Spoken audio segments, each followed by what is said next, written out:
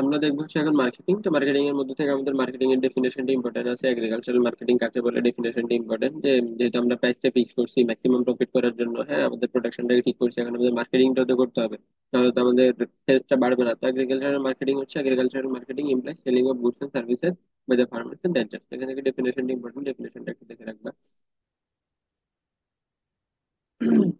এরপরে আছে আমাদের রোল অফ এগ্রিকালচারাল মার্কেটিং, এটা রিটেনের জন্য খুবই খুবই ইম্পর্টেন্ট। আমাদের যে এগ্রিকালচারাল মার্কেটিং এর রোল গুলো কি কি, ঠিক আছে? তো রোল গুলোর মধ্যে আমাদের হেডিং গুলো একটু ভালোভাবে পড়ে রাখবে, যাতে বাকি ব্যাখ্যাটা তুমি নিজের মতো লিখতে পারো। যে ফার্মার্স ইন্টারেস্ট, ঠিক আছে?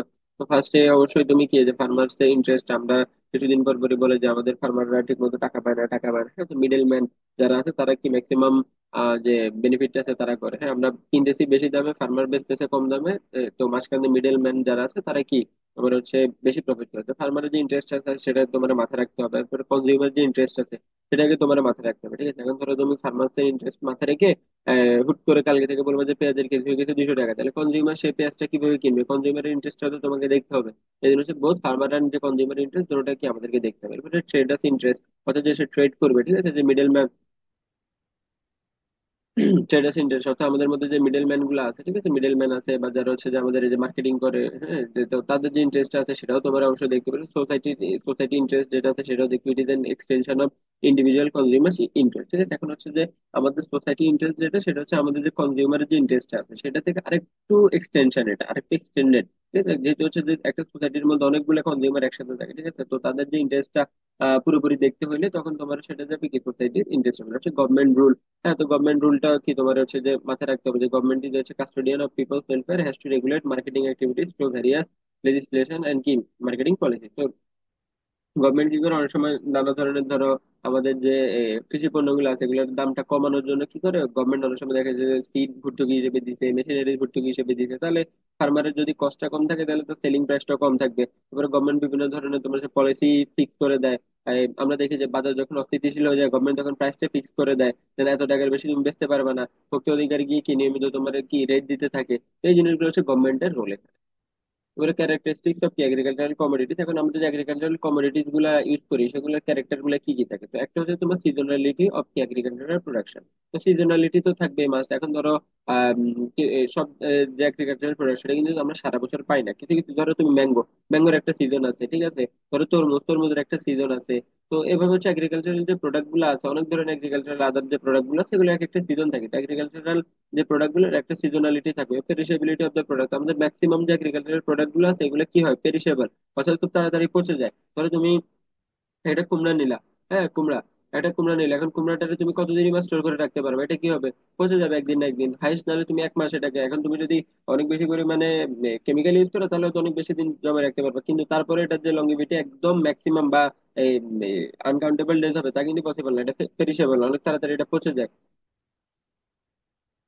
এবার হচ্ছে বাল্কিনেস অফ এগ্রিকালচারাল প্রোডাক্ট, ঠিক আছে? এখন আমাদের যে এগ্রিকালচারাল প্রোডাক্ট গুলো সেগুলো কি করে, তোমার হচ্ছে বাল্ক, সবসময় দেখবে বাল্কে কেনা বেচা। The price spread which is the difference between consumer price and the producer price is very high when the producer bulky in nature, ঠিক আছে? প্রোডাক্ট গুলা তোমার হচ্ছে যখন বাল্কি থাকে নেচারে তখন হচ্ছে এই যে আমরা কনজিউমাররা কিনি, এবং যে প্রডিউস করে সে যখন হচ্ছে যে সেটা যে প্রডিউসারের প্রাইস, সেটার মধ্যে অনেক ধরনের ডিফারেন্স চলে আসে। এখন ধরো তুমি চাইলে যখন আলু উৎপাদন করে, সে তো 10টা আলু উৎপাদন করবে না, ঠিক আছে? সে দেখা গেছে 10,000 কেজি আলু উৎপাদন করে ফেলতে, হ্যাঁ, বা হচ্ছে যে তোমার হিউজ পরিমাণে আলু উৎপাদন করছে, কারণ কি সে তো 10টা উৎপাদন করবে না। এখন এরকম যখন বাল্কি থাকে প্রোডাক্ট গুলা তখন হচ্ছে যে বাল্কি প্রোডাক্টে কি হয়, কনজিউমারের যে প্রাইসটা আর প্রডিউসারের প্রাইসের মধ্যে আকাশ পাতাল একটা তফাৎ থাকে।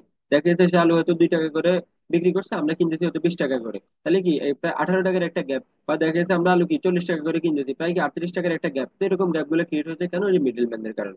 Quality of the product, agriculture যে প্রোডাক্টের কোয়ালিটি গুলো সেগুলো হচ্ছে বিভিন্ন ধরনের, তোমার হচ্ছে ডিপেন্ড করে size, colour, freshness, maturity, appearance, ঠিক আছে, smell, etcetera. Irregular supply of agricultural commodities. এখন ধরো এগ্রিকালচারাল যে কমোডিটি গুলো এটা তো তুমি ফ্যাক্টরিতে বানাচ্ছ না, যে আচ্ছা ঠিক আছে আমি ফ্যাক্টরিতে প্রোডাক্ট গুলো দিছি, এখান থেকে কি আমার সাপ্লাইটা আসতে থাকবে। কিন্তু যেহেতু আমাদের এগ্রিকালচার প্রোডাক্ট গুলো অনেক কিছুর উপরে ডিপেন্ড করে, ধরো তোমার সয়েল, ওয়েদার, হ্যাঁ, টেম্পারেচার, রেইনফল, সবকিছুর উপর ডিপেন্ড করে। তো তুমি আসলে এক্সাক্ট বলতে পারবে না যে আচ্ছা ঠিক আছে আমার এই ক্রপটা ঠিক এক্সাক্ট 2 মাসে কি ফলনটা দিবে, সেটা হয়তো 2.5 মাসেও দিতে পারে, সেটা হয়তো 1 মাস, এই এই- এই 1 বছর 10 দিনে, সরি, এই দেখা গেছে 1.8 মান্থেও তোমার দিতে পারে, ঠিক আছে। তো সেটা কম বেশি হইতে পারে, দেখা গেছে যে 10-15 দিন 20 দিন, বা হচ্ছে কি 1 মাস আগে পিছিয়ে হইতে পারে। তো সেই টাইম যে লিমিট, এটার জন্য কি আমাদের ইরেগুলার একটা সাপ্লাই থাকে, small size of holding scatter production. তো আমরা যদি গ্রামে গঞ্জে যাই দেখবো যে ধরো এরকম একটা জমি আছে, এটার মাঝে এরকম 4, 5, 10 ভাগ করা, মানে এটা একজনের, এটা একজনের, এটা একজনের। তো বাইরের দেশে দেখা গেলে যায় যে হেক্টরের হেক্টর, একরের পর একর হচ্ছে কি একজনেরই জমি, তো তারা অনেক বিশাল লেভেলের স্কেলে কি ফার্মিংটা করে। কিন্তু আমাদের ক্ষেত্রে স্মল সাইজ অফ হোল্ডিং এবং স্কেটার প্রোডাকশন, আমাদের হোল্ডিং গুলো খুব ছোট ছোট, ঠিক আছে। যে এখানে এই কথাটা লিখেছি, 70% অফ দ্য হোল্ডিংস আর বাংলাদেশের কি স্মল ইন সাইজ।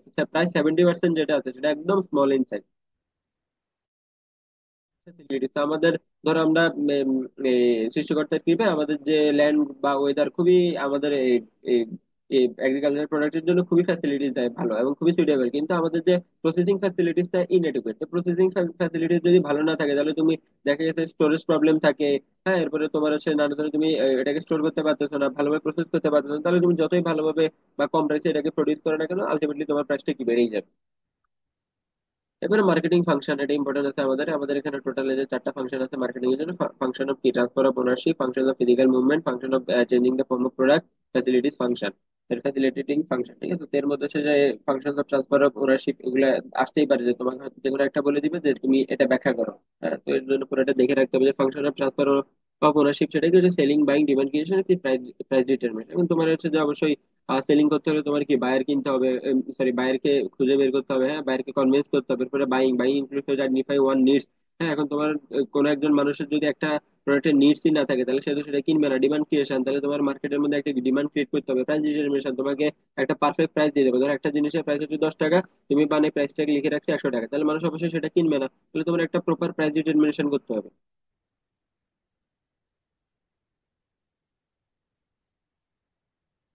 এরপরে দেখা যাচ্ছে আমাদের ফাংশন অফ কি physical movement. Function of physical মুভমেন্টটা দেখতে হচ্ছে transportation and storage facilities, the physical movement of product. এটা ট্রান্সপোর্টেশন কি, স্টোরেজ গুলো কি কি, এগুলো একটু ভেতরে দেখে রাখবা। আশা করি খুব কঠিন কিছু নাই এখানে, খুবই ইজি জিনিস। এবারে function of changing the form of the product, ঠিক আছে। এখন তুমি হচ্ছে যে যে প্রোডাক্ট আছে সেটার যে ফর্মটা সেটা কিভাবে চেঞ্জ করবে, স্ট্যান্ডার্ডাইজেশন গ্রেডিং, ঠিক আছে। অনেক সময় দেখা যায় যে আমরা এ গ্রেডের প্রোডাক্ট থাকে, বি গ্রেডের প্রোডাক্ট থাকে, সি গ্রেডের প্রোডাক্ট থাকে, হ্যাঁ, এক এক গ্রেডের প্রোডাক্টের উপরে এইভাবে গ্রেডিং করে প্রাইসটা ফিক্স করা হয়। এবারে হচ্ছে প্যাকেজিং, এই আমাদের এটা সমস্যা হচ্ছে। এরপর হচ্ছে প্যাকেজিং। হ্যাঁ, প্যাকেজিং কি করি, facility easy handling, reduces spoilage, ensure কি ক্লিনলিনেস। এখন তুমি ধরো একটা জায়গা থেকে আম কিনবা, আমটাকে খুব সুন্দর করে এরকম প্যাকেট করা আছে, হ্যাঁ, তাহলে তুমি সেটার দিকে যাবে, আরেক দিকে দেখতেছো আমটাকে একদম ময়লা ভাগাড়ের মতো করে ফেলে রাখতে, তাহলে কি হবে, সেখানে হচ্ছে পোকামাকড় অ্যাটাক করবে, প্যাথোজেন অ্যাটাক করতে পারে, সেটা নষ্ট হয়ে যাবে এবং তোমার হচ্ছে যে স্পয়েল হতে পারে এবং তোমারই লস হবে। এবং ফ্যাসিলিটেটিং ফাংশন, ঠিক আছে, মার্কেট ফাইন্যান্সিং। হ্যাঁ, দেন একটু financial assistance applies to both the farmers as well as the traders. এখন মার্কেট ফাইন্যান্সিং জিনিসটা কি হচ্ছে, যেটা আমরা বলছিলাম যে গভর্নমেন্ট কি করে ফার্মারদেরকে ভর্তুকি দেয়, যাতে কি করে তারা খুব ভালোভাবে তোমার হচ্ছে কম প্রাইসের মধ্যে যে ফার্মিংটা করতে পারে। আবার হচ্ছে ট্রেডার্সকেও গভর্নমেন্ট অনেক ধরনের হেল্পিং করে। এটা হচ্ছে মার্কেট ফাইন্যান্সিং। হচ্ছে রিস্ক বিয়ারিং। তো রিস্ক বিয়ারিং এর মধ্যে কি কি রিস্ক আছে আমাদের, দেখো physical risk, price risk, institutional risk, ঠিক আছে। Physical risk is cause during হচ্ছে ওয়িং, ব্যাগিং, ট্রান্সপোর্টেশন। তো ফিজিক্যাল রিস্ক গুলো হচ্ছে ধরো তুমি হ্যাঁ কোনো একটা প্রোডাক্ট নিলা, হ্যাঁ এটাকে তুমি মাপবা, ব্যাগে ঢুকাবা, ট্রান্সপোর্ট করবা, স্টোরেজে রাখবা, তো তখন দেখা যায় কিছু ফিজিক্যাল ড্যামেজ দেখা যায়। হ্যাঁ, ধরো তুমি একটা প্রোডাক্ট কিনছো, একটা আম কিনছো বা তুমি একটা তরমুজ কিনছো, দেখবা এর গায়ে কিছু দাগ থাকে, মানে প্রাইস রিস্ক থাকে। Because of the special characteristics of the agriculture product, price risk is a very common phenomenon, ঠিক আছে। Price fluctuates during the same day. এখন দেখা গেছে অনেক সময় হয় কি, আহ, আজকে সকালে দেখা গেছে খুব গরম পড়তেছে, হ্যাঁ খুব গরম পড়তেছে, তরমুজের দাম হাই। আবার দেখা যাচ্ছে রাতে কি বৃষ্টি হয়ে গেছে, তরমুজের দাম হয়তো দেখা যাচ্ছে কি কমে গেছে, যেহেতু ওয়েদার গরম থাকলে কি হয়, আমরা একটু ফ্রুটস বা হচ্ছে ওই টাইপের জুসি ফ্রুটস খেতে পছন্দ করি। তো এভাবে হচ্ছে যে নানা ধরনের এগ্রিকালচারাল প্রোডাক্ট দেখা যায় তোমার হচ্ছে যে দিনের মধ্যে কি প্রাইসটা অনেক বেশি ফ্লাকচুয়েট করে। ইনস্টিটিউশনাল কিছু রিস্ক আছে।